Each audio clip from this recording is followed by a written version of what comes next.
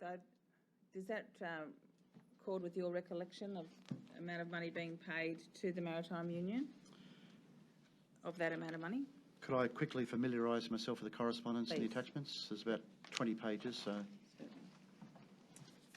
Would that be a convenient time, Commissioner? Yes, I think we should be having an application unrelated to the present hearing, so yes, it is a convenient time. Could I ask if my other friend has anything else to show the witness on this particular issue, be identified now, so that Mr Ferguson can do this all at once? That's a reasonable request. You may or may not agree with it. Certainly. I'd also draw his attention to pages 13 and 14 of the additional documents. I'll be oblige asking my for. friend. I will assist. Silence. All stand.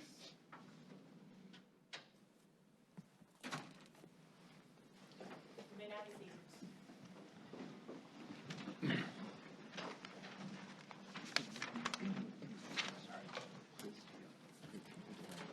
Notice has been given that an application was to be made. Yes, Mr Newlands. What happens, Mr Bishop? Can Mr Ferguson leave the witness box? Yes, Mr Ferguson can leave the witness box. And what about, it might be an idea just to remain in the precincts of the hearing room for a short time. It may be that you can go away for a while and attend to your, no doubt, busy affairs, but you can certainly leave the witness box now. Thank you, Commissioner. Obliged. You appear for Mr Newlands. Commissioner, I hold a brief for the Australian Council of Trade Unions, the ACTU.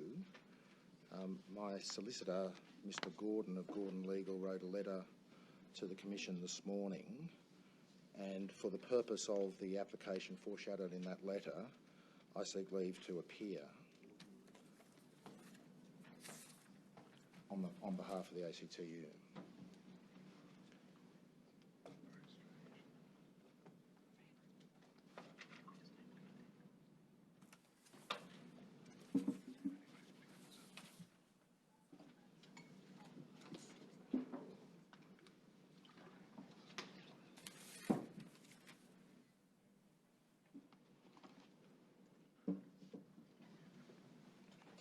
The letter foreshadows two applications. Do you appear in relation to both of them? I think the letter foreshadows, well, I appear in relation to an application to apply for some documents. Well, my question stands. The letter foreshadows two applications. Do you appear in relation to both of them? No. You just want to have access to some documents. Correct. What's your legal entitlement to that production? The ACTU is a unincorporated association. Its affiliated membership comprises various trade unions. My instructions are that each of the unions who has appeared as an interested person or otherwise before this commission is an affiliated member of the ACTU.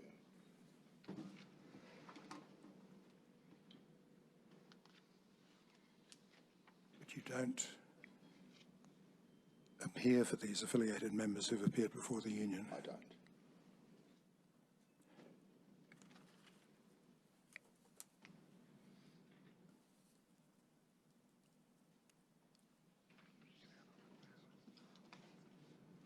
They, of course, having appeared before the union, have, in certain respects, very considerable rights. But your client hasn't appeared before the union. That is true. Can't have the same rights, can it? It doesn't have the same rights, but it is considering whether to make the second foreshadowed application. And in those circumstances, the real question is, would it have standing to make that application? If it does, or if it's arguable that it does, then this application is akin, I suppose, to preliminary discovery.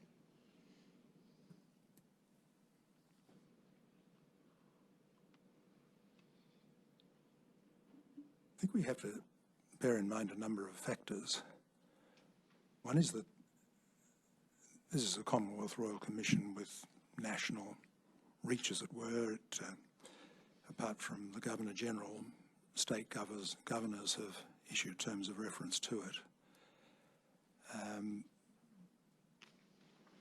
It's been going on for quite a long time. It has to report by the end of the year. We have, as you can see around you, you're not intimately familiar with the details, some evidence being taken in relation to some financial activities by or affecting the CFMEU. There are quite intense factual controversies. You just saw Mr. Ferguson leave the box. He's been there for part of 3 days, and it's not the world against Mr. Ferguson, but the world, as it were, is against itself. Each of the legal representatives in the room represents a client who has some point of conflict with someone else's client on a factual matter.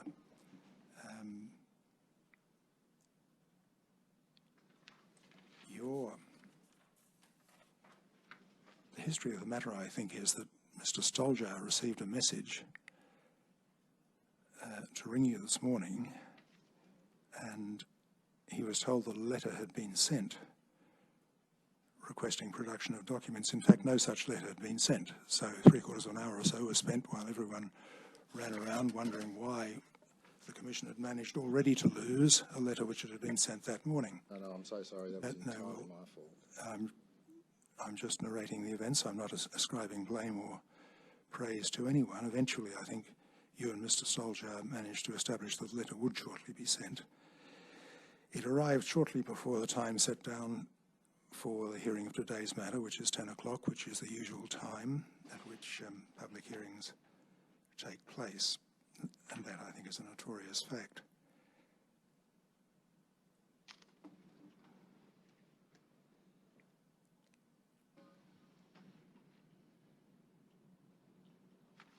Mr. Stoljar, do you have any submission on the position so far as one has been achieved so far?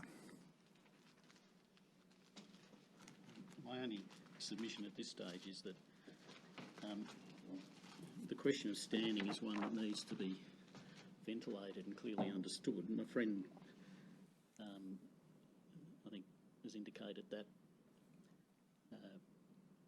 his position in respect to the second foreshadowed application may depend upon the outcome of the first application, and there's a question as to whether his client would have standing to bring the second application. My friend may be able to cure the question of standing without any great difficulty by getting some clear instructions from those members of his client who are affected by the Commission's proceedings. He hasn't indicated that at the moment, but that is one potential way forward.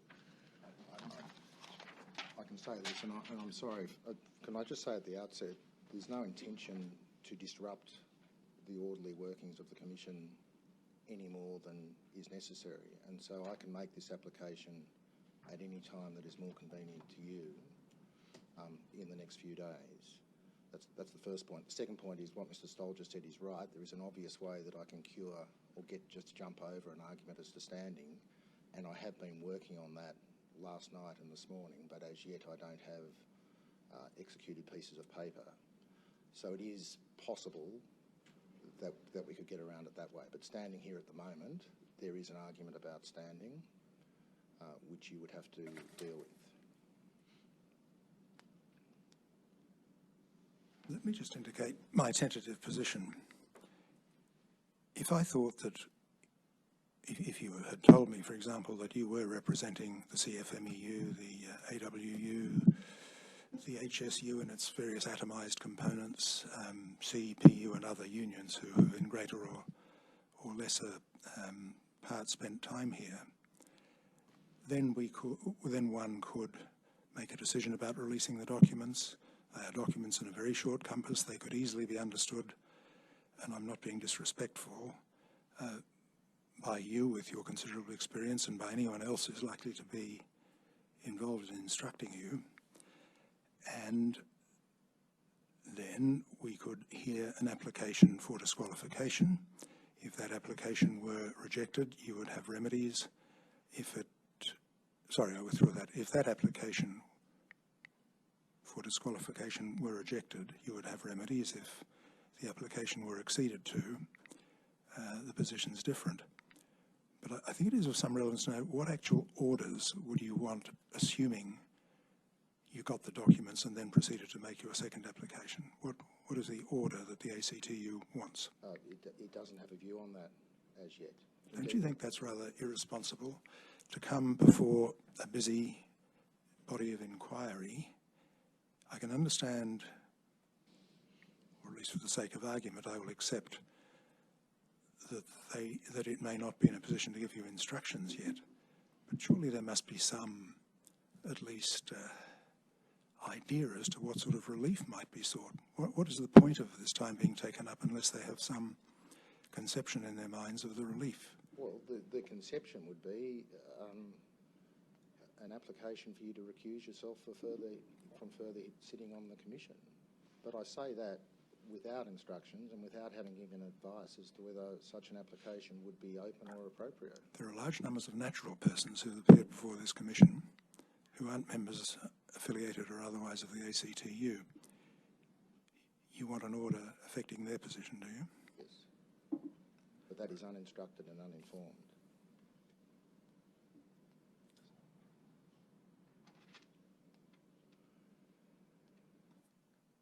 Well, I think I've recorded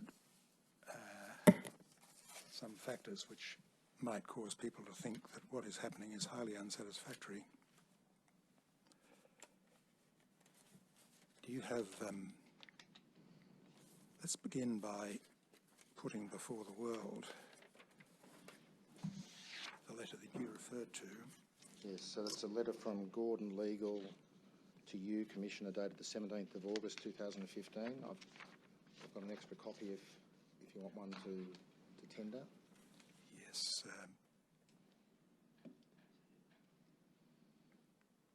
Let's call that ACTU MFI1.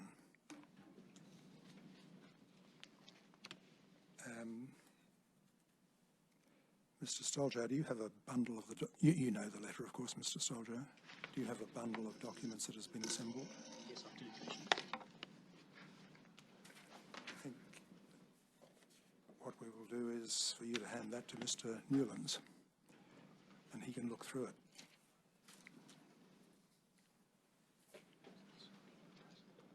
Referred to.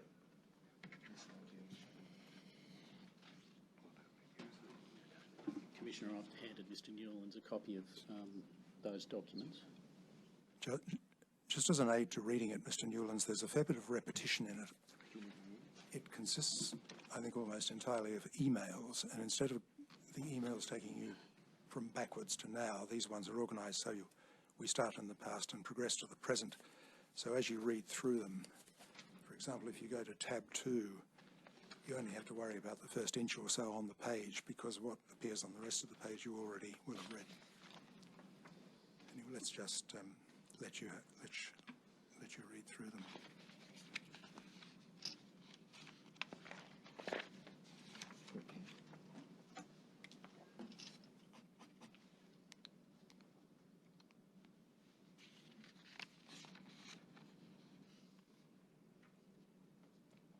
Oh, Mr. Stoljar, have you got more than one copy? Yes, Commissioner. You have an instructing solicitor, I think, present, do you, Mr. I do, Perhaps yes, he could look through them too. Yes. Spare one.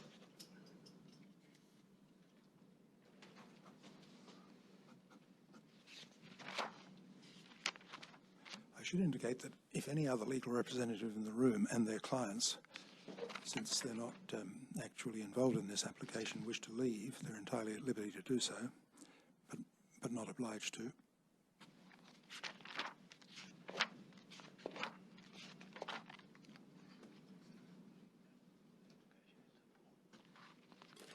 Mr Commissioner, Yes, Mr. Agius. as you would be aware, we have leave to appear for the CFMEU. You do? In that capacity, I support Mullen and Friends' application for access to the documents.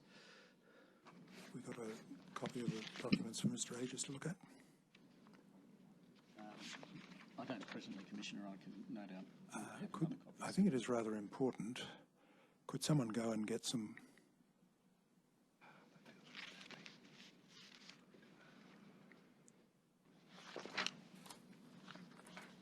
You can look through mine if you like, Mr. Agius. like that for the time being?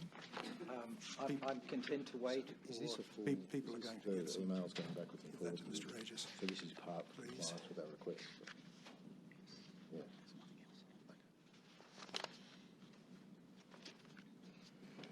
Thank you, Mr. Commissioner.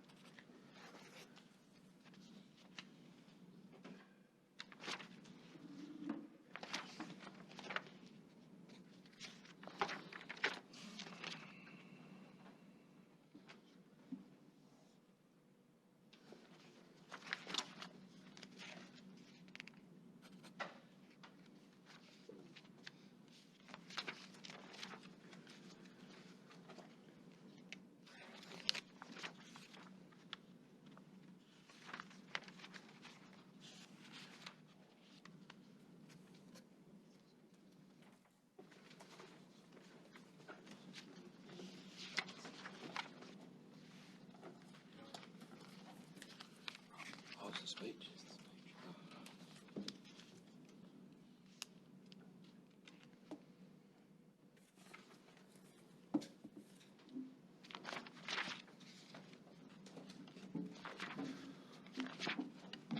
Right, well, I've read those, Commissioner.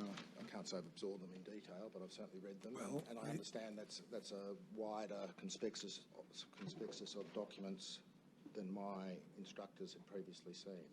Well, Mr. Newlands, I've got the highest admiration for your powers, and that's not intended to be a disrespectful remark.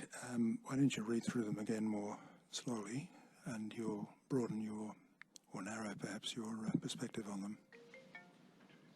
Excuse me. Perhaps that's instructions. Yes. Just take a seat and read through them while Mr. Regis is reading through them.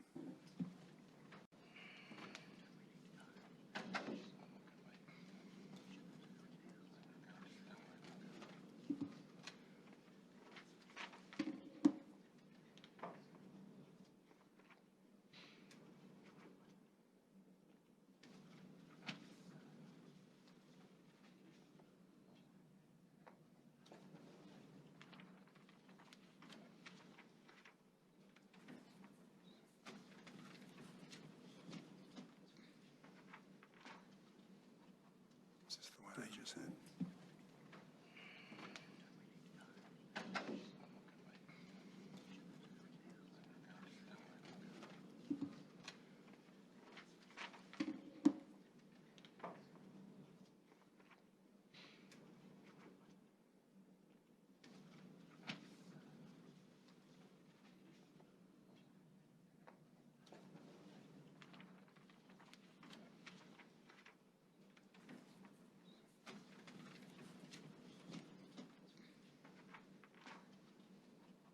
Is this the one I just had? Swap them. Mr. Regis, a copy has arrived for you, so if I could have mine back, we'll be all square.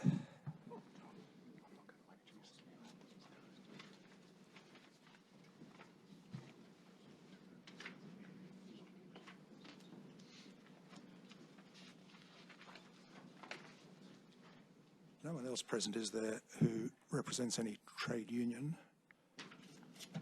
Very well.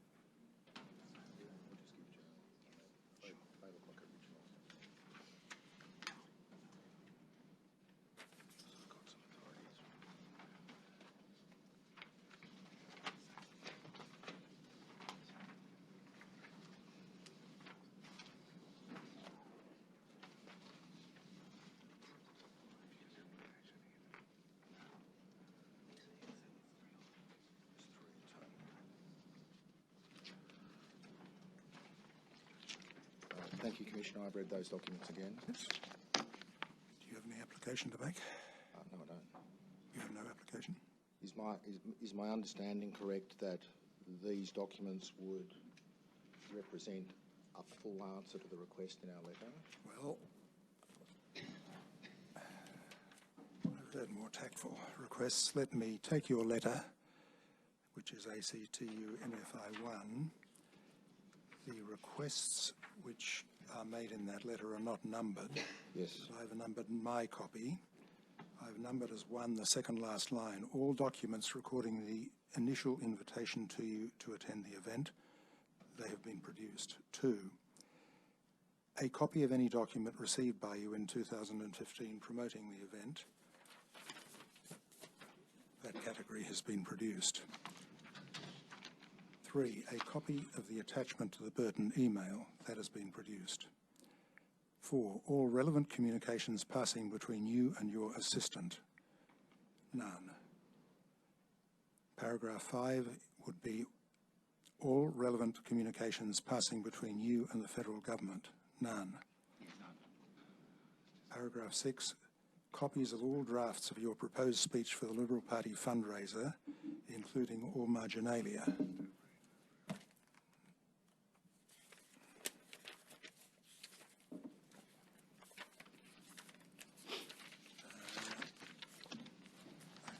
That'd be the page handwritten. 27. Sorry? Page 27 of the green folder. The handwritten note, yes, thank you. It's very clear. Then number 7 is all other communications between you and Mr. Burton and any other organiser of the function, none. 8 is records of all communications between you or the Commission and the media relating to the release to the media of the documents referred to above. I think that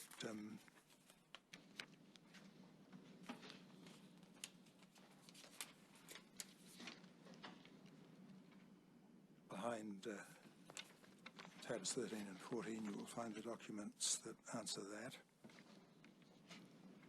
9, records of all communications between you and the Commonwealth Government concerning the event, particularly those which enable the Prime Minister and the Attorney-General to answer questions about the event, none.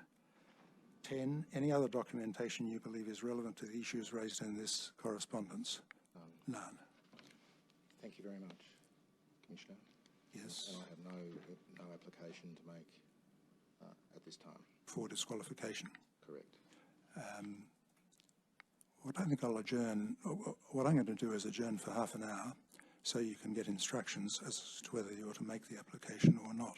Won't happen within half an hour. When will you have them? I think I would need at least 24 hours. I can't accept that, Mr. Newlands. I think an application of this type is rather important. Well, I think it's important as well, which is why I want to consider the position before I give any advice. Mr. Newlands, this is not satisfactory. If half an hour is too short a time, I'll adjourn until 1 p.m. Cool, please. Just 1 moment. I should just complete the record that as we've been standing, I've been handed 3 documents entitled Authority, which appear to be from 3 trade unions. Should I tend to those? This is, yes, I think I've shown that to Mr. Stolger. And while we're tendering things, let's call the documents produced MFI 2 and the 3 authorities, essentially from the CEPU, the Health Services Union and the CFMEU. That's Mr. Michael O'Connor, National Secretary of the CFMEU, Mr. Chris Brown, National Secretary, Health Services Union, and Michael John Wright, National Legal Officer of the CFMEU. They together will be ACTU MFI 3.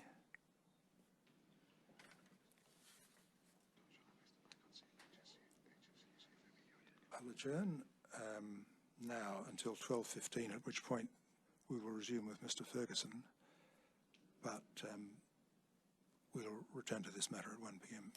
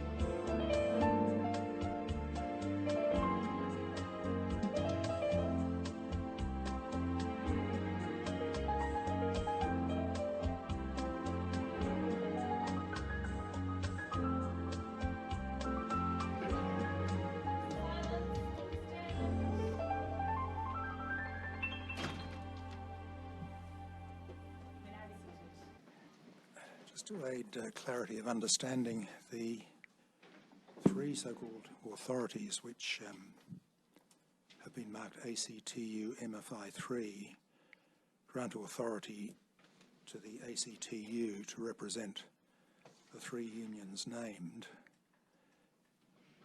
in order to see whether a proper basis exists for an application for disqualification.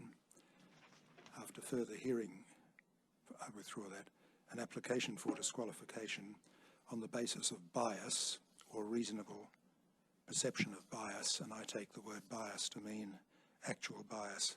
Now, Mr. Aegis, in view of the fact that Mr. O'Connor has granted this authority, I think I'll have to, so to speak, withdraw your authority to appear on this application. We can't have two senior counsel seemingly deriving separate streams of authority to appear. The other thing I wanted to do was this. I wanted to just give some contextual background to the material which has been marked ACTU MFI 2.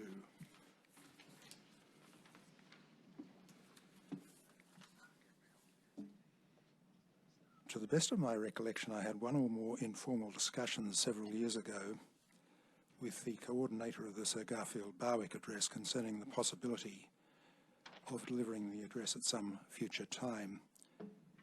That address is something which, as I understand it, has been delivered annually for some years.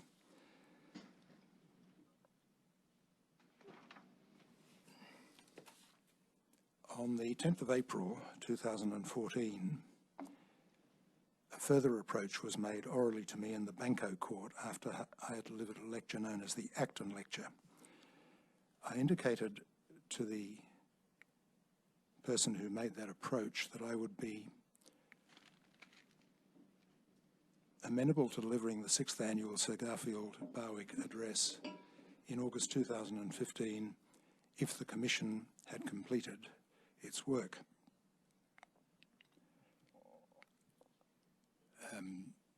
One of the emails which is in ACTU MFI 2 confirms that. That email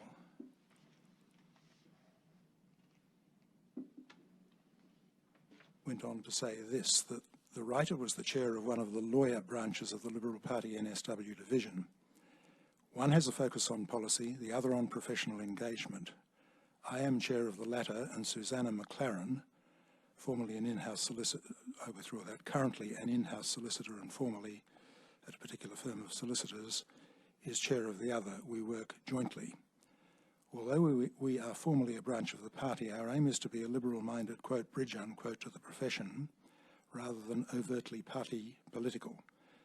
Although we trust we show the party in a favourable light, exclamation mark, close bracket, stop. We do have some member-only branch meetings, but most events are open to those who wish to attend, and we have a large non-member database from attendees at previous events whom we invite to open events. There is a broad range of people, mainly lawyers, from all parts and sizes of the profession. We organise forums on matters of professional and legal policy interest. Topics have included bail, arbitration reform, PPSA, right to silence, workers' comp reforms, family provision, with revenue law and sentencing potential future topics. These to date have attracted high-quality presenters and enabled an engaged audience prepared to comment and participate. The email then went on to describe some of the earlier annual Sir Garfield Barwick addresses. In that passage, the email said, the theme is the lecturer's choice, with focus on a matter of current and or historical interest in areas of professional political involvement or interest for Barwick.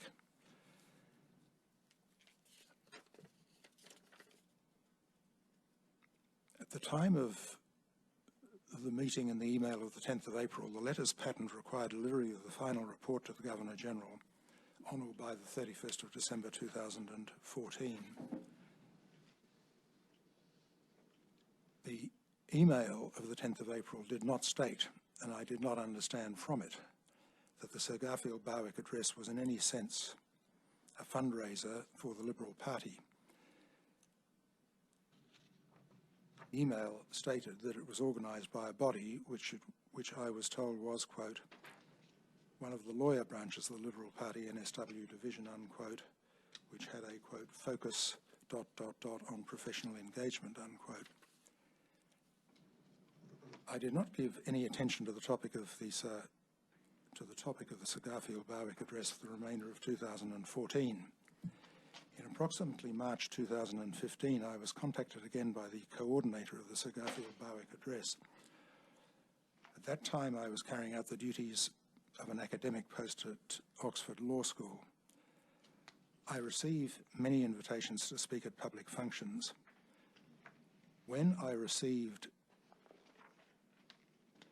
the contact by email from the coordinator, I remembered that I had agreed to give the Garfield Barwick address in August 2015. However, in March 2015, I overlooked the connection between the person or persons organising the event and the Liberal Party, which had been stated in the email of 10 April 2014. I also overlooked the fact that my agreement to speak at that time had been conditional on the work of the Commission being completed before that time. In fact, the reporting date had been extended in October 2014 to the 31st of December 2015.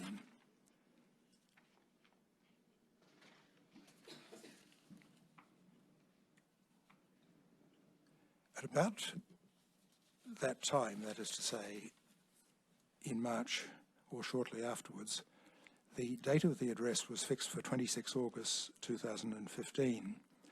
I proposed, after considering some suggestions, to speak on the following topic: the judicial stature of Chief Justice Barwick viewed in a modern perspective. I planned to analyse the general nature of the High Court and its methods of operation under him, to consider certain legal documents, certain legal doctrines then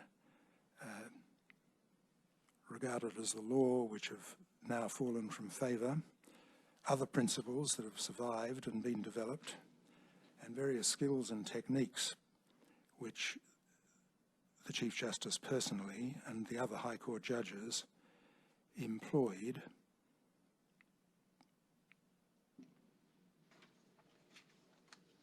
during his tenure of office.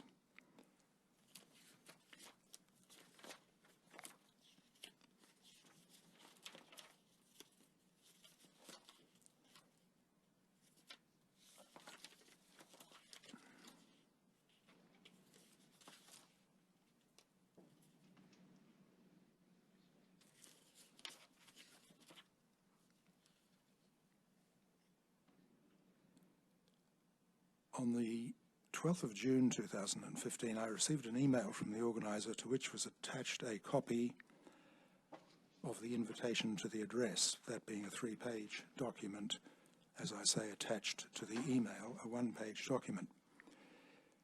In the usual course, my personal assistant printed out a copy of the email and the attachments and provided them to me. I glanced through the email, noting the date, time and place of the dinner. I did not read the attachments, having noted in the 1-page email of the 12th of June that I was to be the guest of the organisers. Following the 12th of June, I was deeply engaged in Commission business. I did not give any consideration to the Sir Garfield Barwick address. I did not prepare a written paper.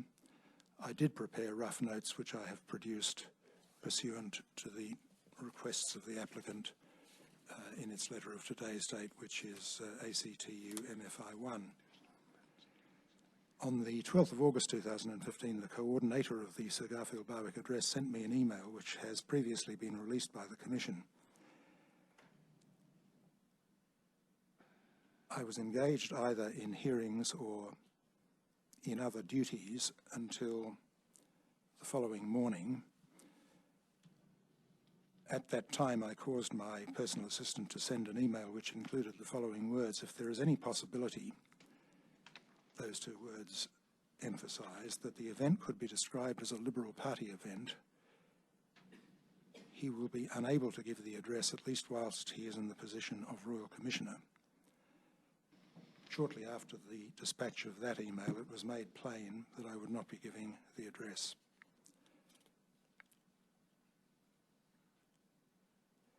My understanding at all times has been that the dinner was not to be a fundraiser. Those are the matters of background I wanted to state so that the contents of MFI1 can be more clearly understood. I think in view of the time that's passed, Mr. Newlands, it might be best if we return to this at 1:30. Yeah, that, of course I will, but I can say now I will not have instructions one way or the other as to making an application. Mr. Newlands, you're a very able and experienced barrister. You understand the relevant law on this. I do. The facts are in a very small compass. You will be able to work out the content of some advice you might wish to give to your four clients. Let us return at 1:30 and examine what the position is then. Now, Mr. Ferguson. My application to be excused. Your application is, I'm sorry, To be excused from further attendance forever? for the day. For today. I have no instructions to make any application. Mr. Stoljar. This is degenerating into a shambles, Commissioner, with respect on the part of the ACTU. I'm going to tender some documents. First of all, a media release of 13 August 2015. And secondly, a letter from the ACTU to the Prime Minister of 14 August 2015. Just before we proceed, the first one will be ACTU MFI4, and the second one, the letter of the 14th of August, will be ACTU MFI5. If I could deal with those in order, Commissioner, the media release of MFI4 includes public statements as long ago as last Thursday, the 13th, to the effect that the Commissioner's position, quote, appears biased, partisan and flawed, close quote. Turning to MFI5, that's the letter of 14 August 2015. The ACTU has sought fit to write to the Prime Minister, no less, saying that the Royal Commission has no claim to independence, impartiality or adherence to due process and must be terminated. Terminated immediately. Immediately, and says further in the page, affirmatively, that the Commissioner's conduct, quote, fails the apprehended bias test, close quote. That was done on Friday. Now, either the ACTU was of that position or it wasn't. It saw fit to release this letter publicly, as of course it did the media release as well, and to simply turn up. It then issued this morning, Commissioner, at about the time the proceedings started, a very detailed request for documents. That request has been complied with. This is a national commission, as you've indicated this morning, Commissioner. It's engaged in a busy round of hearings. It needs to resolve its position as soon as possible. There needs to be some certainty. The documents which have now been produced in answer to the letter which was sent this morning comprise in number only a small number of documents. Mr. Newlands and those instructing him are in a position, in my respectful submission, to absorb and comprehend those documents. The issues have been well canvassed, and indeed on Friday, as I've indicated, the ACTU is in a position to assert categorically that your conduct failed the apprehended bias test. Your Honour gave the ACTU an opportunity this morning to reflect on the documents in a period of time, and now they come back and the only application is that Mr. Newlands be excused. Commissioner, it smacks of grandstanding with the greatest respect. In my submission, this matter needs to be dealt with. From whom do you get your instructions, Mr. Newlands, if you don't mind telling me that? Mr. Gordon?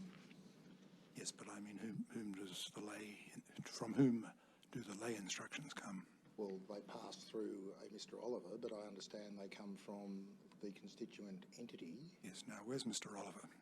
He's here somewhere? Is he in the hearing room? I believe so. Yes, well, that seems to remove one obstacle to getting instructions. No, it doesn't. You put that, of course, respectfully. I do.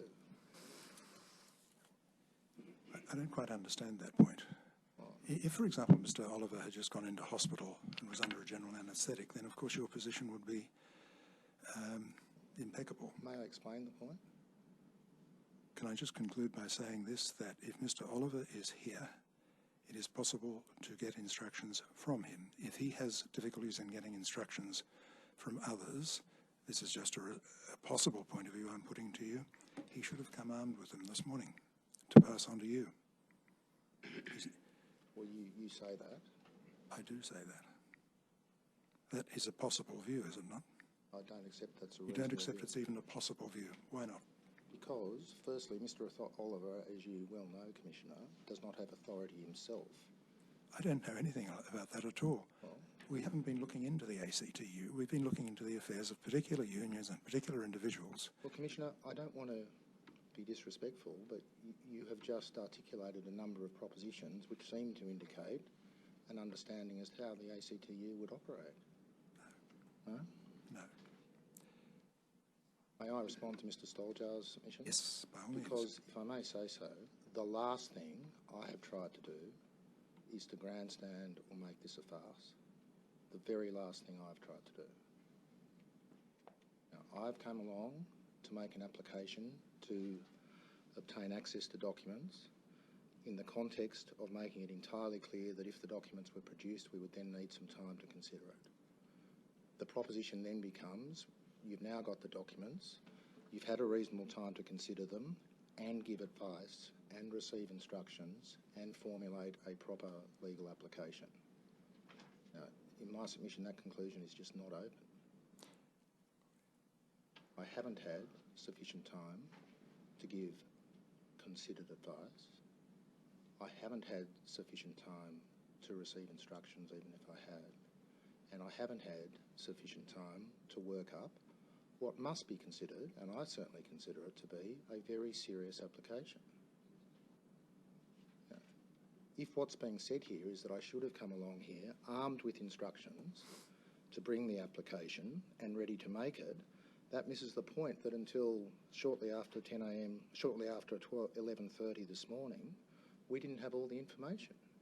We now have the information, and there is new light thrown on the facts, which I have to consider and give advice about. Now, to force someone on in those circumstances, in my submission, would be unfair in the sense of a denial of natural justice. Now, I don't have instructions to make an application today.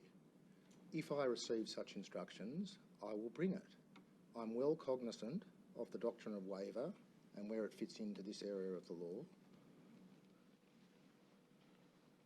And if it's being suggested that if I don't make it now, I will have forever waived it, my submission would be that would be wrong as a matter of law. Who said anything about that? I don't know. I don't quite. Who said anything about that? No one said anything about that, but the proposition from Mr Stoljar seems to be that I'm grandstanding, intentionally creating a farce in circumstances where I should be put upon, presumably by you, to bring an application that I don't have instructions to make. How many hours or days will it take for you to carry out all the steps that you outlined a little earlier? A week would be sufficient, and I could do it quicker than that if required. I think we'll adjourn until 4 p.m. and we'll reconsider the matter then after Mr. Ferguson hopefully has finished his evidence. Hearing is now adjourned. All stand.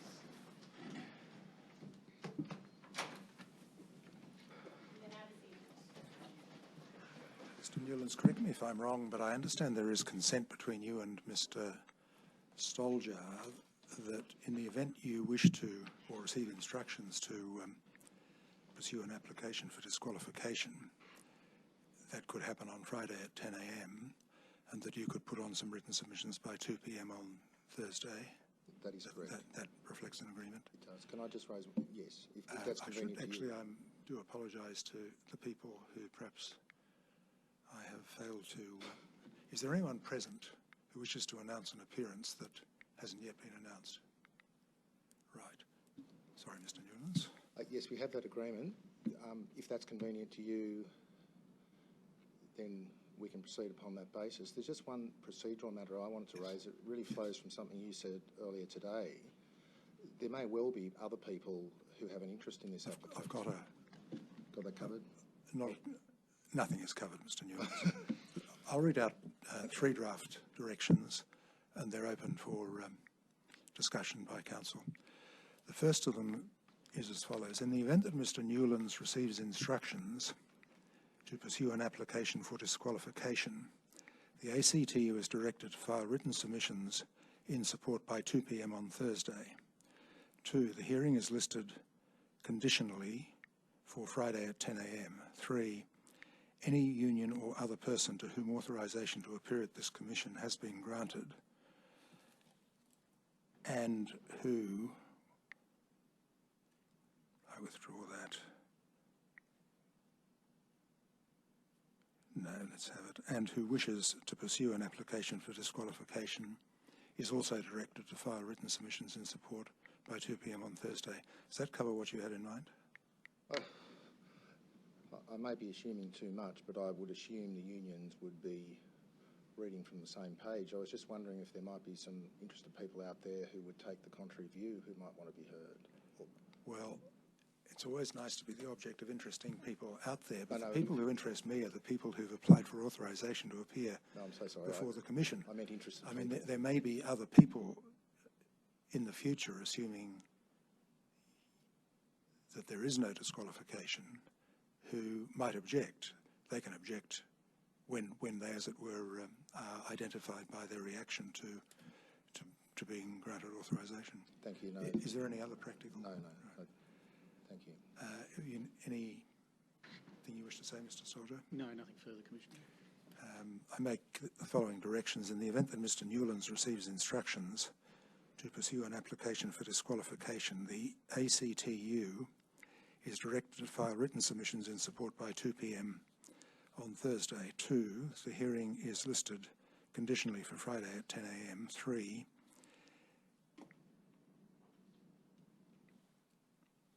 I'll just amend slightly what I read out before. Any person to whom authorisation to appear at this commission has been granted and who wishes to pursue an application for disqualification is also directed to file written submissions in support by 2 p.m. on Thursday. There's a theoretical possibility, Mr. Newlands, that someone may want to come along and oppose it. Let them come. We, of course, if we form a view not to bring an application, we'll let you know the moment that happens. I've got a appalling hearing. Could you just, the last half sentence? If we make a decision not to bring an Yes. application, and if that happens before Thursday, we will let you know immediately. Yes, that would be helpful because we do have quite a lot of things to do this week and a little bit of juggling may have to take place, but hopefully not very much. Thank you for that thought. Very well. The public hearing will resume at 11 a.m. tomorrow. The 18th of August.